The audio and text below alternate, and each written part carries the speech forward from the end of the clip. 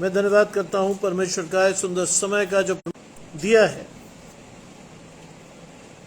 मैं विशेष धन्यवाद करता हूं प्रभु में मेरे भाई अनुपम डेविड, अपनी भाभी शबनम डेविड जी का, जिन्होंने मौका मुझे दिया कि मैं आपके समक्ष उपस्थित हो सकूं और हम सब परमेश्वर के वचन में चलकर कुछ सीखने वाले हों। आइए परमेश्वर के वचन में चलने से पूर्व अपनी आंखों को कुछ समय के लिए बंद करेंगे और परमेश्वर के पवित्र आत्मा के दान को मांगेंगे। हम प्रार्थना करेंगे।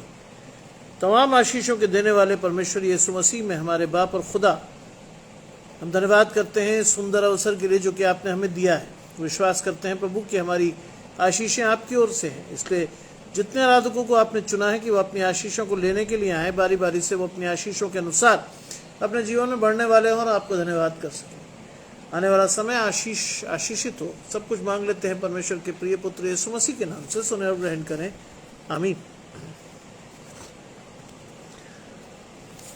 आज हम पढ़ रहे हैं पहला राजा, उसका 17वां अध्याय, और उसके 8 पद से हम पढ़ेंगे 16 पद तक। 1 Kings chapter 17 verses 8 to 16, जहां लिखा है, तब यहोवा का ये वचन उसके पास पहुंचा, चलकर सिदोन के सारपत नगर में जाकर वहीं रहे। सुन, मैंने यहाँ एक विधवा को तेरे खिलाने की आज्ञा दी है। अतः वो वहां से चल दिया और सारपत को गया, और नगर के फाटक के पास पहुंचकर उसने क्या देखा कि एक विधवा लकड़ी बीन रही है। उसको बुलाकर उसने कहा, किसी पात्र में मेरे लिए पीने के लिए थोड़ा पानी ले आ। जब वो लेने जा रही थी तो उसने उसे पुकार के कहा, अपने हाथ से एक टुकड़ा रोटी का भी मेरे पास लेती आ।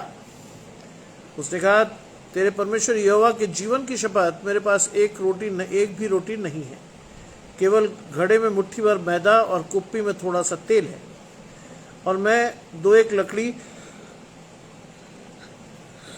बीन कर लिए जाती हूँ,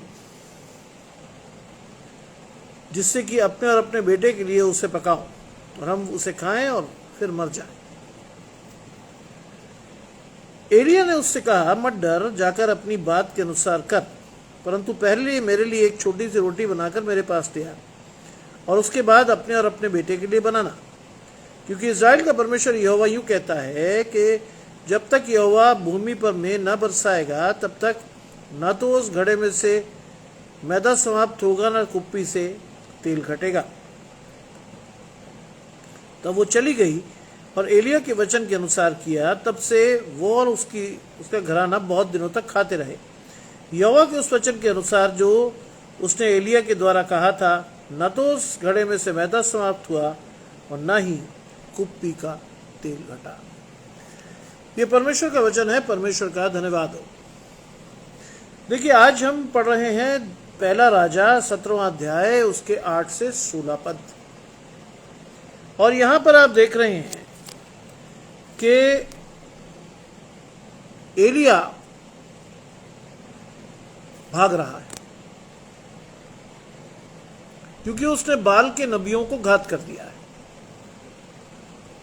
और उसके मृत्युदंड की आज्ञा दे दी गई है। इससे पहले का वर्णन आप पढ़ेंगे तो वो किद्रोन के नाले में है, छिपा हुआ है, और परमेश्वर ने जिस जीव को इस्तेमाल किया है वो है कौवे। सोचिए, कौवे उसके लिए रोटी और मांस लाए और उसे खाकर वो तृप्त होता रहा। कितनी बड़ी बात। इससे आप और मैं जान सकते हैं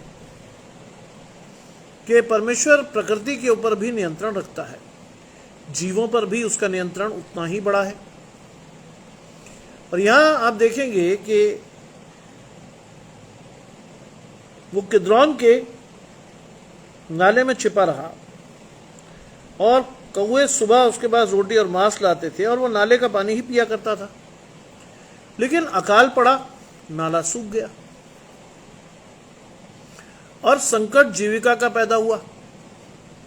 संकट पैदा हुआ कि वो क्या खाएगा, कैसे खाएगा। आप और मैं नए नियम में जानते हैं इस बात को। जब परमेश्वर हमारे साथ चलता है तो परमेश्वर हमारी हर चीज का ख्याल रखता है, क्योंकि बाइबल के उस वचन के अनुसार जिसमें लिखा है, क्या प्राण भोजन से बढ़कर नहीं है या शरीर वस्त्र से बढ़कर नहीं है। आज उस आशीष के साथ बढ़ना सीखिए, आज उस विश्वास के साथ अपने जीवन में आगे बढ़ना सीखिए और देखिए कि परमेश्वर की आशीष आपके जीवन में कैसे आती है। और लिखा है कि यहोवा का ये वचन उसके पास पहुंचा। 8वीं आयत कहती, तब यहोवा का ये वचन उसके पास पहुंचा, जब नाला सूख गया तब एलिया के पास परमेश्वर का वचन पहुंचा, यानी परमेश्वर ने उससे बात की और क्या कहा। भाभी जुड़ती हैं, शबनम भाभी जुड़ती हैं, आशीष परमेश्वर की आपके और आपके घराने को। तो परमेश्वर ने कहा, चलकर सिदोन के सारपत नगर में जाकर रहे। अकाल पड़े हुए देश में एलिया की आशीष के तौर पर परमेश्वर उसे क्या कह रहा है, चलकर सिदोन के सारपत नगर में जाकर क्या कर, वहीं रहे। और देखिए परमेश्वर ने चुना किसको है, उसको। सुन, मैंने वहां एक विधवा को तेरे खिलाने की आज्ञा दी है। सुन, मैंने एक विधवा को तेरे खिलाने की आज्ञा दी है। सोचिए, परमेश्वर का वचन पहुंच रहा है और उस वचन में वो किसको चुन रहा है, एक विधवा को। आपको और मुझे इस बात के लिए बहुत खुशी होनी चाहिए कि मैं और आप अगर सामर्थी नहीं दिखाई देते या मेरे और आपके पास बहुत सारी चीजें नहीं है, तो भी परमेश्वर चुन सकता है। तो भी कैसे? परमेश्वर ने कभी किसी प्रभावशाली, धनवान ऐसे व्यक्तियों को नहीं चुना। यीशु मसीह को भी परमेश्वर ने एक बड़ई के घर में दिया, यानी बहुत सामान्य लोग,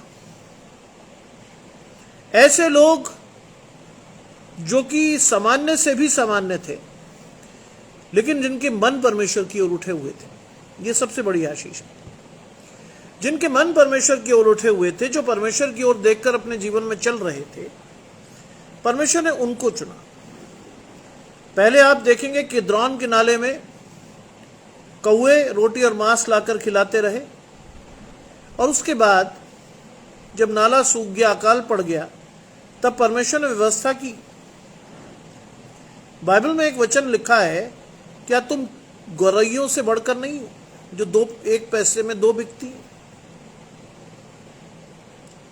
परमेश्वर आपको और मुझे प्राथमिकता से आशीष देता है।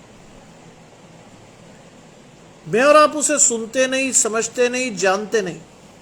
सोचिए, परमेश्वर ने एलिया जैसे व्यक्ति को कहा, जा। विजय कुमार जी जुड़ते हैं, आशीष परमेश्वर की आपके और आपके घराने को। जा, और कहां जा? मैंने सिदोन के सारपत नगर में जाकर रहने की आज्ञा दी। परमेश्वर ने मान ली उसने, और लेकिन जाना किसके पास था? वहां मैंने एक विधवा को तेरे खिलाने की आज्ञा दी। कोई भी आदमी होता, नॉर्मल आदमी होता, तो कहता साहब विधवा ही मिली, एक गरीबी स्त्री मिली आपको। अरे प्रभु, तू इतने संसार को नियंत्रित करने वाला है, किसी बड़े आदमी के घर भेज देता, लेकिन नहीं। देखिए, अतः वो वहां से चल दिया। क्या चीज देख रहे हैं आप यहां? आप और मैं देख रहे हैं कि वो आज्ञा मानकर चल दिया। आज मैं और आप अपना दिमाग इस्तेमाल करते हैं। कई बार मैं और आप परमेश्वर को इंस्ट्रक्ट कर देते हैं। मैं कई बार लोगों की दुआओं में सुनता हूं कि वो परमेश्वर को सिखाते हैं, परमेश्वर ऐसा नहीं तो ऐसा कर दे। नहीं, बाइबल कहती है आज्ञा मानना बलिदान चढ़ाने से बेहतर है। आज मुझे और आपको परमेश्वर की आज्ञा के अनुसार अपने जीवन को लेकर चलना है। नताशा जी जुड़ती हैं, आशीष परमेश्वर की आपके और आपके घराने को। आज मुझे और आपको परमेश्वर की आज्ञा को मानकर चलना है। एलिया एक बड़ा भविष्यद्वक्ता था, लेकिन परमेश्वर की बात मानता था, इसलिए वो चुपचाप चल दिया। और जाकर उसने क्या देखा? अतः वो चल दिया और सारपत को गया। नगर के फाटक के पास पहुंचकर उसने क्या देखा? नगर के फाटक के पास जाकर उसने देखा, और परमेश्वर ने उसे दिखाया। किसको? एक विधवा लकड़ी बीन रही है। उसने देखा कि एक विधवा लकड़ी बीन रही है, और उसने उसको बुलाया और कहा। देखिए यह विधवा की आशीष देखिएगा आप। पहले तो आपको एलिया की आशीष दिखाई मैंने कि वो आज्ञाकारी रहा, उसने बिना चूर चपड़ किए हुए परमेश्वर की आज्ञा को माना, और परमेश्वर ने कहा कि एक विधवा के यहां मैं तुझे भेज रहा हूं, वहां रहना तुझे। आज परमेश्वर के उपदेशकों के लिए भी यही आशीष है। जहां परमेश्वर तुझे जाने को कहे वहां जा, जिस घर में तुझे उतारा जाए वहां रहे, जो कुछ तुझे खाने को मिले उसे खा, और जाते हुए उस घर को आशीष देकर आ। परमेश्वर का जीवन तो बहुत सिंपल है, परमेश्वर की आज्ञा बहुत सिंपल है, अपने आपके चित्त को और मेरे चित्त को बहाल कर देती हैं। लेकिन यिर्मयाह 11:20 में लिखा है, सही बात है, यिर्मयाह 11:20 में लिखा है, परंतु अब हे सेनाओं के यहोवा है धर्मी न्यायी, तू अंत्यकरण की बातों का ज्ञाता, और तू उनका पलटा ले और मुझे दिखा, क्योंकि मैंने तेरा मुकदमा, अपना मुकदमा तेरे हाथ में छोड़ दिया। It is as simple. आज अगर आप किसी के साथ दुखी हैं, त्रस्त हैं, परमेश्वर के हाथ में छोड़ दीजिए, परमेश्वर पूरा करेगा। आज्ञा मानिए। और यहां पर आप देखते हैं कि उसने एक विधवा स्त्री को लकड़ी बीनते देखा और क्या कहा, किसी पात्र में मेरे लिए पीने के लिए थोड़ा सा पानी ले आ। पहली बात क्या मांग रहा है वो? पानी। किस देश में? जहां अकाल पड़ा हुआ है। पहली चीज उसने क्या मांगी? पानी। और जब वो लेने जा रही थी तो उसने उसे पुकार कर कहा, अपने हाथ में एक टुकड़ा रोटी का भी मेरे पास ले दिया। क्या कहा उसने? एक टुकड़ा रोटी का भी मेरे पास ले दिया। रोहिणी जी जुड़ती हैं, आशीष परमेश्वर की आपके और आपके घराने को। एक टुकड़ा रोटी का भी मेरे लिए ले आ। सोचिए, उस घर में, उस जगह पर जहां अकाल पड़ा है, एक विधवा के घर परमेश्वर ने उसे उतारा है। लेकिन क्यों उतारा है? ना तो यह सवाल एलिया ने किया, और आप देखेंगे वो विधवा भी नहीं करेगी। एक टुकड़ा मेरे पास लेती आ, उसने कहा, तेरे परमेश्वर यहोवा के जीवन की शपथ। यह है अंडरलाइंड आशीष, तेरे परमेश्वर यहोवा के जीवन की शपथ। सबसे बड़ी बात क्या थी इस लाइन में? जो आशीष आप देख रहे हो वो बहुत बड़ी है। इसका मतलब वो विधवा जानती है कि जो व्यक्ति उससे पानी और रोटी मांग रहा है वो कोई नॉर्मल आदमी नहीं है, वो परमेश्वर की आशीष है। नितिका जी जुड़ रही हैं, आशीष परमेश्वर की आपके और आपके घराने को। आज मेरा और आपकी आशीष है पहला राजा 17वां अध्याय उसके 8 से 16 पद। 1 Kings chapter 17 verses 8 to 16। एक विधवा का वर्णन। उसने कहा, तेरे परमेश्वर यहोवा के जीवन की शपथ। विधवा का दर्शन देखिए, उसे मालूम है कि वो किससे या किसको क्या कर रही है? एड्रेस कर रही है। किसकी आशीष उसके जीवन में आनी है और कौन है वो जो उसको आशीष दे सकता है, उसको मालूम है। सोचिए, उसका दर्शन बहुत स्पष्ट है कि वो जानती है कि वो जिससे बात कर रही है वो परमेश्वर का एक भविष्यद्वक्ता है। इसलिए वो कहते, तेरे परमेश्वर यहोवा के जीवन की शपथ, मेरे पास क्या है? एक भी रोटी नहीं है। पहली बात उसने कहा, मेरे पास एक भी रोटी नहीं है। क्या है? और मेरे पास क्या है? घड़े में मुट्ठी भर मैदा और कुप्पी में थोड़ा सा तेल। उसने बहुत सच्चाई से बताया कि साहब मेरे पास रोटी नहीं है, लेकिन मेरे पास थोड़ा सा मैदा और थोड़ा सा तेल है। और उसने ये भी बताया कि वो उसका क्या करेगी। देखिए क्या लिखा है, मैं 2-1 लकड़ी बीनकर जाती हूं कि अपने और अपने बेटे के लिए उसे पकाऊं और हम खाएं और फिर मर जाएं। उसने कहा, मैंने लकड़ी बीन ली है, मैं चाहती हूं कि उस लकड़ी को बीनकर उस मैदे से रोटी पकाऊं, उस कुप्पी के तेल से जो थोड़ा बहुत है उससे उस रोटी को सेकूं, मैं और मेरा बेटा खाएं और फिर क्या हो? मर जाएं, क्योंकि हमारे पास और कुछ है नहीं। हमारे पास कुछ नहीं है, हमारे पास सिर्फ यही है। और ये अंतिम आस है, क्योंकि वो जानती थी कि वो विधवा है, गरीब है, उसको कोई मदद नहीं कर रहा। आज मैं और आप भी तो यही करते हैं। आज मैं और आप भी प्रभावशाली लोगों के लिए अपने खजाने खोलकर खड़े रहते हैं, लेकिन किसी गरीब आदमी को 2 वक्त के लिए 2 रुपए देना भी हमें मंजूर नहीं है। क्यों नहीं है? क्यों नहीं है? क्योंकि आज रिश्ते मतलब के हैं। राजा भाई जुड़ते हैं, आशीष परमेश्वर की आपके और आपके घराने को। आज सारे रिश्ते मतलब के हैं। आज जो भी आदमी आपसे जुड़ता है वो आपके साथ एक विशेष स्वार्थ से जुड़ता है। कब और क्या इससे मैं फायदा उठाऊंगा, इसलिए मैं पहले इसकी सेवा कर दूं। दुर्भाग्य से मसीह लोग इस बात को आज तक नहीं समझे कि मसीह सेवा कराने नहीं आया था, सेवा करने आया था। आज इस आशीष के साथ बढ़ना सीखिए। मसीह सेवा कराने नहीं आया था, करने आया था, और की उसने। इसीलिए लिखा गया है आपके और मेरे लिए कि तुम्हारी कमरे क्या हो, बंदी रहे, सेवा के लिए तत्पर रहो। सोचिए, उसने कहा कि साहब मैं एक रोटी पकाऊंगी, मैं और मेरा बेटा खाएंगे और मर जाएंगे। एलिया ने उससे कहा मत डर, यह है आशीष। उसे यह मालूम था कि वो परमेश्वर के बंदे से बात कर रही है, और इसीलिए एलिया ने उसको कहा मत डर, क्योंकि परमेश्वर ने हमें भय का आत्मा दिया ही नहीं है। मत डर, जाकर अपनी बात के अनुसार कर। उसने कहा अपनी बात के अनुसार कर, जो तू पकाने जा रही पका, लेकिन क्या कर, परंतु पहले मेरे लिए एक छोटी सी रोटी बनाकर मेरे पास ले आ। पहले एक छोटी सी रोटी बनाकर मेरे पास ले आ। अब जाने कि परमेश्वर ने उसको विधवा के क्या वहां क्यों उतारा था? क्योंकि परमेश्वर चाहता था कि एलिया के द्वारा विधवा को उसकी आशीष मिले। परमेश्वर चाहता था कि एलिया के द्वारा विधवा की आशीष मिले, ना सिर्फ आत्मिक बल्कि शारीरिक भी। देखिए क्या हुआ। पहले एक छोटी सी रोटी बनाकर मेरे पास लिया, फिर इसके बाद अपने और अपने बेटे के लिए बनाना। और उसके बाद उसने रेवोल्यूशन खोला, मतलब परमेश्वर का प्रकाशन उस पर सिद्ध किया, क्योंकि इज़राइल का परमेश्वर यहोवा यूं कहता है।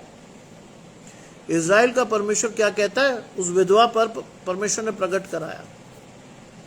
सोचिए, विधवा पर, किसी राजा पर नहीं, किसी ऐसे बड़े आदमी पर नहीं, उसने एक विधवा पर अपना प्रकाशन दिया एलिया के द्वारा। और क्या दिया?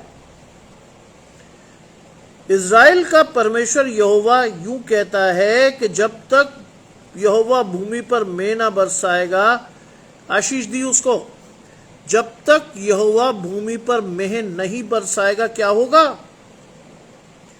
न तो उस घड़े का मैदा घटेगा, और ना ही मैदा समाप्त होगा, और ना ही उस कुप्पी का तेल घटेगा। सोचिए,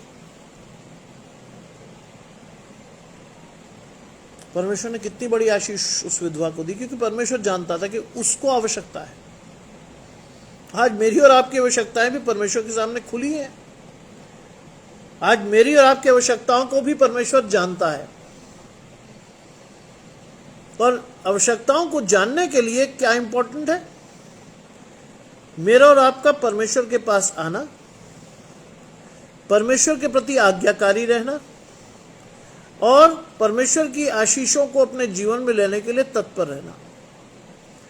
देखिए, अगर कोई नॉर्मल आदमी होता और किसी के घर में एक कुप्पी तेल और कुछ मैदा होता और कोई आकर कहता भाई मुझे एक रोटी बनाकर दे दे, नॉर्मल क्या आशीष होती? अरे यहाँ हमारे पास नहीं है यार, तू कहां से चले आया तुम मांगने? लेकिन उस विधवा ने क्या कहा? नम्रता से, दीनता से उसके आग्रह को स्वीकारा। उसने सच्चाई बयान की कि मेरे पास जो है उसे खाकर मैं और मेरा बेटा मर जाएंगे, क्योंकि हमारे पास कोई प्रावधान नहीं है अनाज का, अकाल पड़ा हुआ है। क्या हुआ? परमेश्वर ने उसकी आशीष चल कर दी, एलिया के द्वारा दी, और कहा परमेश्वर यहोवा यूं कहता है, जब तक अकाल रहेगा तब तक क्या होगा? न तो तेरा मैदा समाप्त होगा और न तेरा कुप्पी का तेल घटेगा। नए नियम में इस आशीष को ढूंढने के लिए कहां जाइएगा? नए नियम में बिल्कुल सिमिलर आशीष है आपके पास। कहां? यीशु मसीह के साथ। एक बड़ी भीड़ यीशु मसीह के पीछे आई, सांझ हो गई और यीशु मसीह को उस भीड़ को देखकर दया आई। उसने चेलों से कहा, जाकर इनके लिए कुछ इन्हें खाने के लिए दो। क्या जवाब मिला? 300 दिनार की रोटी भी हम खरीदेंगे तो भी कम पड़ेगी, इसलिए इन्हें जाने दे। लेकिन परमेश्वर ने यीशु मसीह को क्या दिया? किस आशीष को दिया? उसने कहा, पूछो यहां किसी के पास खाने को कुछ है? और चेलों ने जाकर फाइंड आउट किया, जानने की कोशिश की। मिला क्या? 5 रोटी 2 मछली। बहुत छोटा सा अमाउंट, खाने की एक बहुत छोटी सी आशीष। और देखिए क्या हुआ। आप बाइबल पढ़ते हैं तो आपको पता होगा क्या हुआ। परमेश्वर ने उस 5 रोटी और 2 मछली को उठाया स्वर्ग की ओर और परमेश्वर को धन्यवाद दिया। और धन्यवाद देकर परमेश्वर ने चेलों से कहा, लोगों को पांति पांति बैठा दो। बाइबल क्या कहती है? 4000 पुरुष थे खाली। कितनी रोटियां? फिर से जान लीजिए, 5 रोटी 2 मछली। 4000 पुरुष थे। स्त्रियां कितनी थी वो बाइबल नहीं बता रही है। इसका मतलब एक बहुत बड़ा जन समूह। 5 रोटी 2 मछली के लिए परमेश्वर ने कहा, बैठ जाओ, इनको बिठा दो। और क्या किया? बाइबल पढ़िए, बहुत बहुत बड़ी आशीष है। वो रोटी तोड़ तोड़ कर चेलों को देता गया कि वो लोगों को खिलाए, तोड़ तोड़ कर। और लोग और भीड़ खा के तृप्त हुई। और उसके बाद परमेश्वर ने क्या चीज सिखाई आपको? उसने कहा कि जो बच गया उसे बटोर लो, वेस्ट नहीं करना है। अपने आप को जांचिए, अपने आप को देखिए, क्या मैं और आप खाना वेस्ट करते हैं? करते हैं, खूब जम के करते हैं। कई लोगों को मैं देखता हूं, शादियों में, पार्टियों में जा जाकर पूरी पूरी प्लेट भर के ले आते हैं, खाया नहीं जाता, वापस फेंक आते हैं। परमेश्वर यीशु मसीह से सीखिए अपनी आशीष। उसने कहा, बची हुई रोटियों को उठा लो।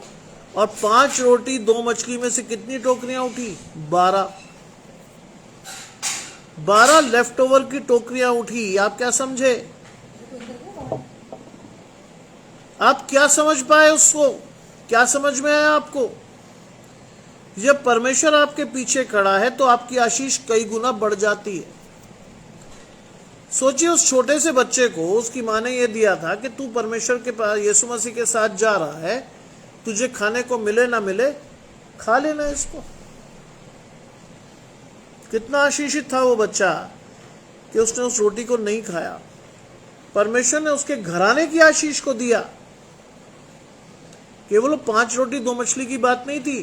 परमेश्वर ने पहले उसे चुना, उसके भोजन को लिया और उसके भोजन के द्वारा कई लोगों ने तृप्ति पाई।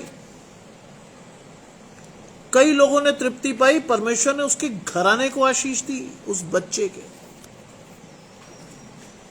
क्या कहता है बाइबल?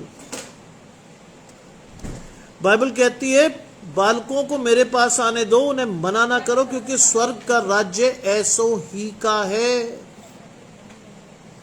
स्वर्ग का राज्य ऐसो ही का है। उस बालक को आशीष दे। यहां किसको आशीष दे रहा? परमेश्वर एक विधवा को। क्यों? क्योंकि मैं आपको बार बार बता चुका हूं कि 3 लोग हमेशा परमेश्वर के टारगेट पर रहते हैं: अनाथ, कंगाल, विधवा। क्योंकि इनको संभालने वाला कोई नहीं होता। और जो संभालने का नाटक भी करते हैं वो इनसे फायदा उठाने के लिए करते हैं। परमेश्वर किसी का फायदा नहीं उठाता। क्या हुआ? उसने कहा कि जब तक, यहोवा यूं कहता है, जब तक भूमि पर मेह नहीं बरसेगा, यानी अकाल नहीं घटेगा, तब तक ना उस घड़े से मैदा समाप्त होगा, ना कुप्पी से तेल घटेगा। It is a never ending blessing from God, जिसका सोर्स भी नहीं पता हमें। परमेश्वर जानता है कि आशीष कहां से आई, कहां गई। मांगने खड़े होइए आज, प्रभु मेरे पास तो थोड़ा सा ही है, इसकी आशीष को बढ़ा दे। बाइबल में बहुत साफ लिखा है जी, कोई दिक्कत नहीं, प्रभु आपको आशीष देगा राजा भाई। बाइबल में क्या लिखा है? जो थोड़े में विश्वास योग्य रहा, परमेश्वर उसे बहुत का मालिक बनाएगा। थोड़े में उस विधवा के समर्पण को देखा, उसकी आज्ञाकारिता को देखा, और क्या हुआ? उस विधवा को परमेश्वर ने तुरंत आशीष दी एलिया से, जब तक अकाल रहेगा तेरा क्या होगा? ना तो तेरा मैदा घटेगा, ना तेरा तेल चुकेगा। आगे सुनिए। तब वो चली गई और एलिया के वचन के अनुसार किया। तब वो चली गई, उसने सारी आशीषों को लिया और गई, और उसने एलिया के वचन के अनुसार पहले एलिया को दिया। व्यवस्था विवरण पढ़िए। व्यवस्था विवरण में लिखा है कि जो तेरे आश्रित हो या जो तेरे मेहमान हो, क्या होगा? पहला भाग उसको दे।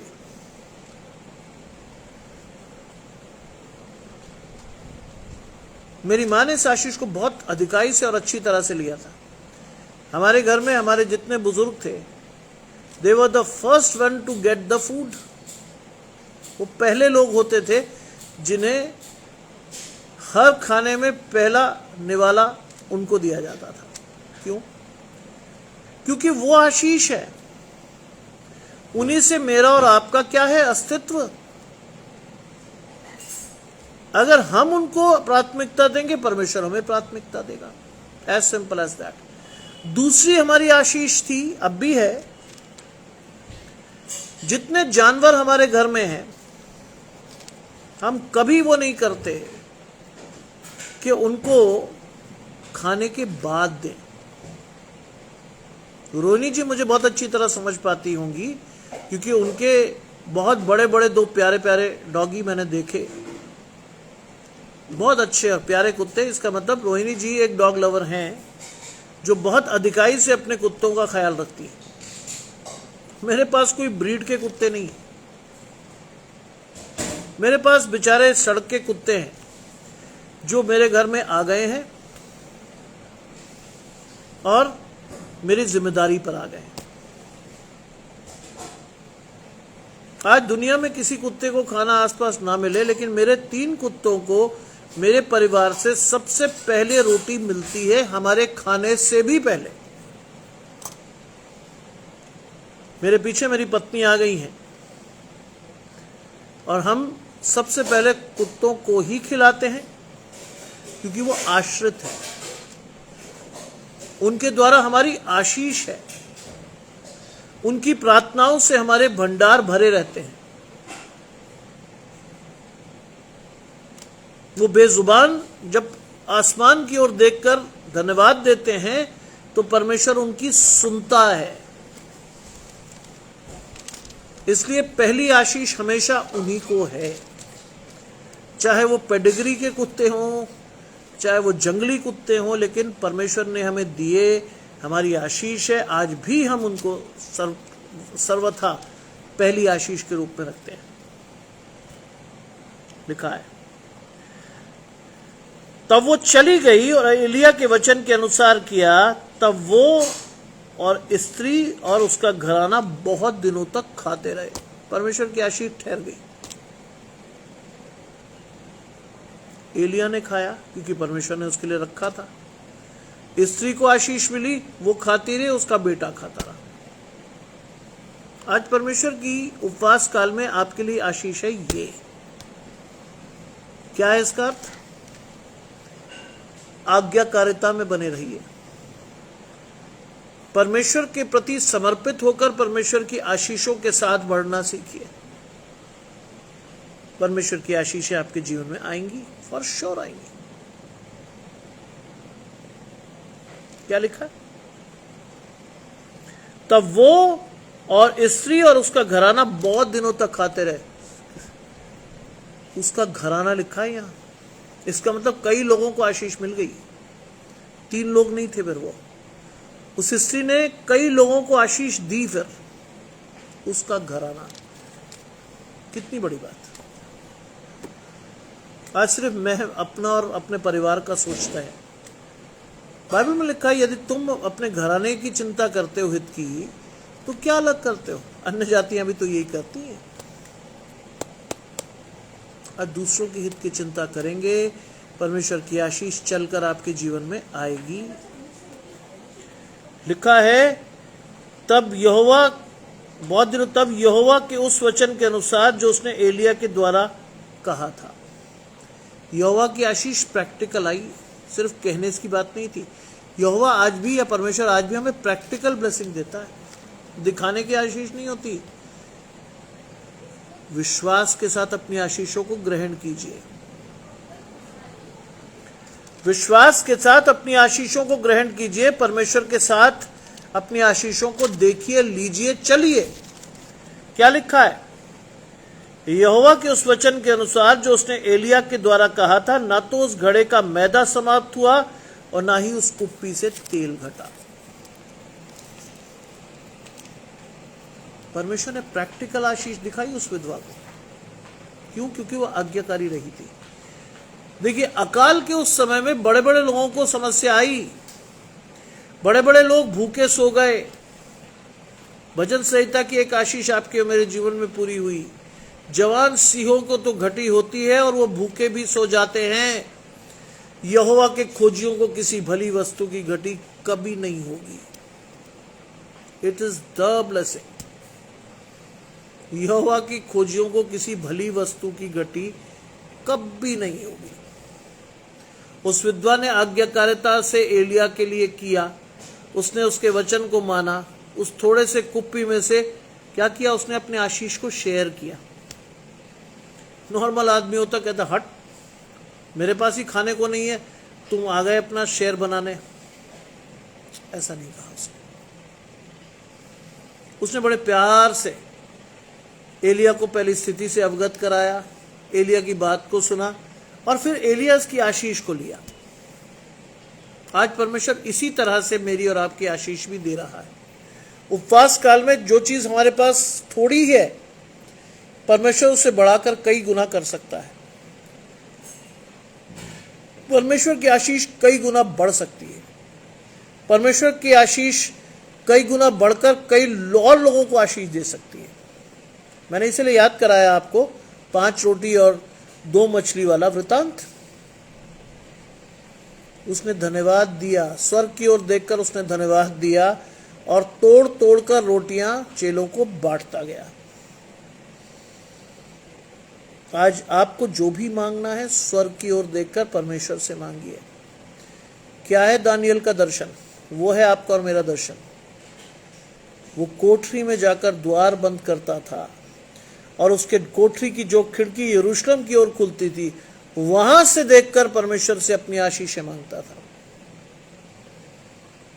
वहां से। आज अपने घर के किसी कोने को चुनिए अपनी आशीष के लिए।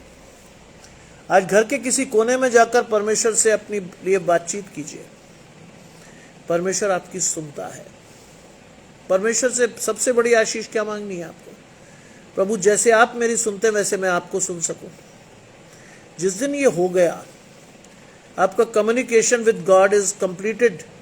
अगर आपका संप्रेषण परमेश्वर के साथ कंप्लीट हुआ, यानी आपने परमेश्वर की आवाज को सुनना सीख लिया, then you will be blessed.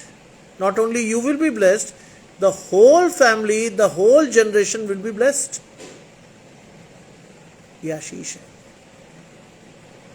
ये वो आशीष है जिसको आपको और मुझे परमेश्वर के साथ चलकर लेना है।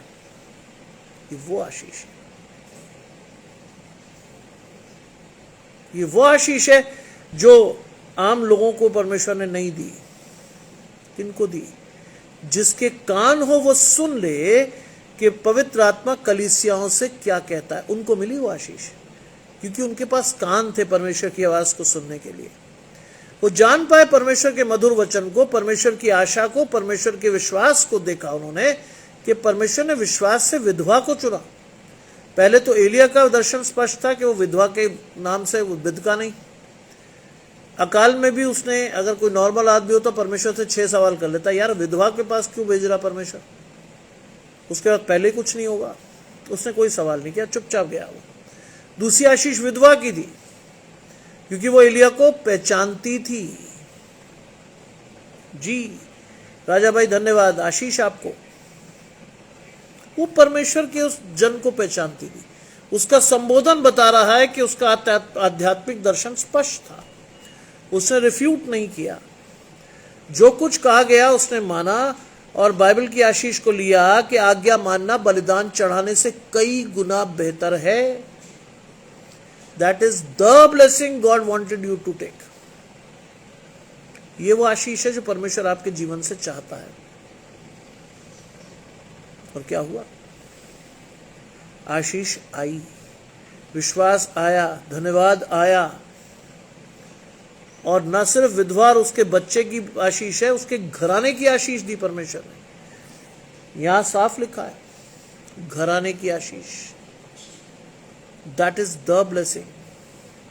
2 लोगों को नहीं मिली, घराने को आशीष दी। जो लोग उससे जुड़े थे परमेश्वर ने सबको चुना, सबको आशीष दी।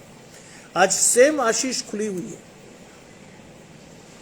सेम आशीष खुली हुई है, लेकिन लेने के लिए जाइए तो वहां, लेने के लिए जाइए तो खड़े तो होइए, परमेश्वर के साथ समर्पित होकर परमेश्वर से बात करना सीखिए, परमेश्वर की आज्ञा मानना सीखिए, परमेश्वर को धन्यवाद देना सीखिए, परमेश्वर से कहना सीखिए, प्रभु जैसा मैं मांग रहा हूं वैसा ही मुझे दे, बशर्ते आपकी आशीष परमेश्वर की दृष्टि में ग्रहण योग्य हो, जरूर मिलेगा। आज के इस सुंदर शाम में विश्वास से अपनी आशीष के साथ परमेश्वर को जोड़िए, आपकी आशीष कई गुना बढ़ जाएगी। न कुप्पी का मैदा घटा और न कुप्पी का तेल घटा और न घड़े का मैदा। बिल्कुल, कितनी बड़ी बात है नितिका जी, बहुत बड़ी बात है कि परमेश्वर आपके तरफ दाहिनी ओर आड़ की तरह रहा और परमेश्वर ने हर बीमारी से आपको छुटकारा दिया, देगा। क्योंकि अगर आप घमंड करने का अवसर परमेश्वर को दे रहे हो तो God is there to take your blessings. परमेश्वर आपकी आशीष देने के लिए खड़ा, आपको मांगिए तो सही। आज इस विश्वास के साथ इस सुंदर संध्या काल में अपनी आशीषों को लेकर बढ़िए। आज विश्वास के साथ अपनी आशीषों को परमेश्वर के साथ बांटना सीखिए। आज परमेश्वर से कहिए, प्रभु मेरे आशीष मुझे दे, मेरा विश्वास बढ़ा। इस उपवास काल में जितना गहरा आप जाएंगे परमेश्वर के वचन में, उतनी बड़ी आशीष लेकर आएंगे है जी, उतनी बड़ी आशीष लेकर आएंगे। आशीष है। देखिए, मैंने रोहिणी जी आपको एक बात कही थी, याद कीजिए मैंने क्या कहा था। Your family will be united in this year. आपका परिवार इस वर्ष जुड़ेगा, आपकी आशीष इस वर्ष जुड़ेगी आपके पास। कहा था मैंने, साल के अंतिम दिन तक जाइएगा। You will see your whole family with you. आप परमेश्वर की पूरी आशीष को अपने जीवन में लेकर दिखेंगी। क्योंकि पहली आशीष तो आपकी बेटी की तरह से, पहली आशीष तो परमेश्वर ने आपकी बेटी को दी ही। आपका वो दर्शन जो आपको दिख रहा था कि वो किसी धर्म को नहीं मानती है, परमेश्वर ने कहा ये मुझे मानेगी, क्योंकि ये कोरी स्लेट है। आपने तो कहा था ना, पढ़ने में बहुत अच्छी है, बहुत अच्छा है, उसका करियर है, लेकिन वो किसी धर्म को नहीं मानती है। परमेश्वर ने उसी दिन उसके लिए लिख दिया था, वो मुझे मानेगी, वो मुझे मानेगी। देखिए, बिल्कुल सही बात है।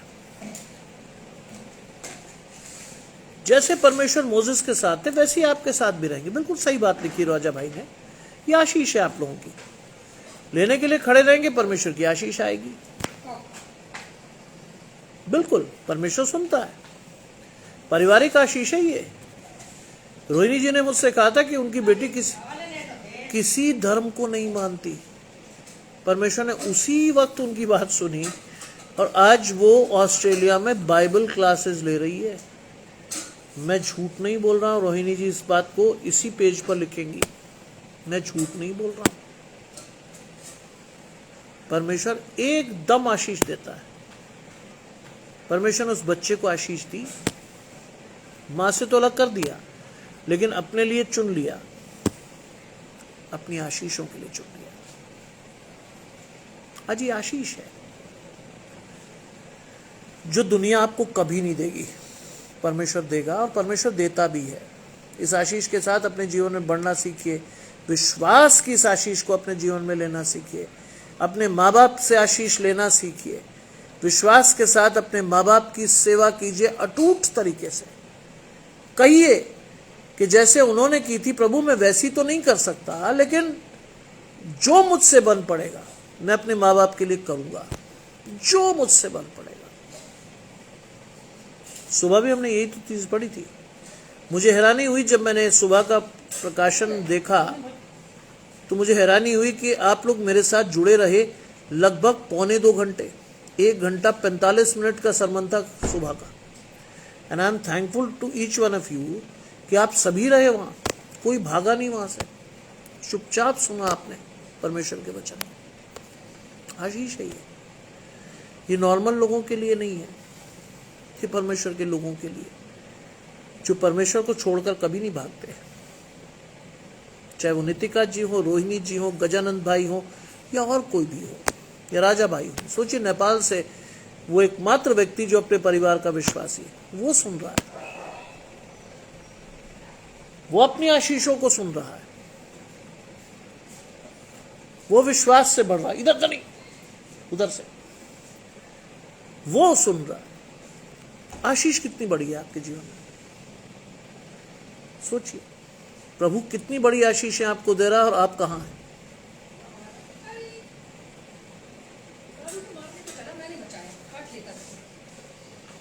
आज इस आशीष के साथ अपने जीवन में बढ़िए।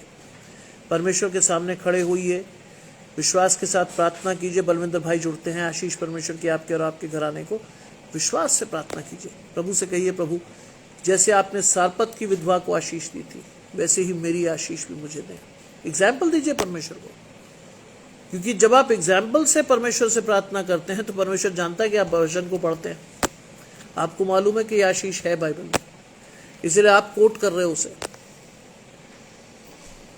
आज आपकी आशीष परमेश्वर के साथ है। उपवास काल केवल एक समय नहीं है, उपवास काल वो समय है जिसमें आपकी आशीषें आपको अधिकाई से लेनी है, परमेश्वर से लेना सीखिए।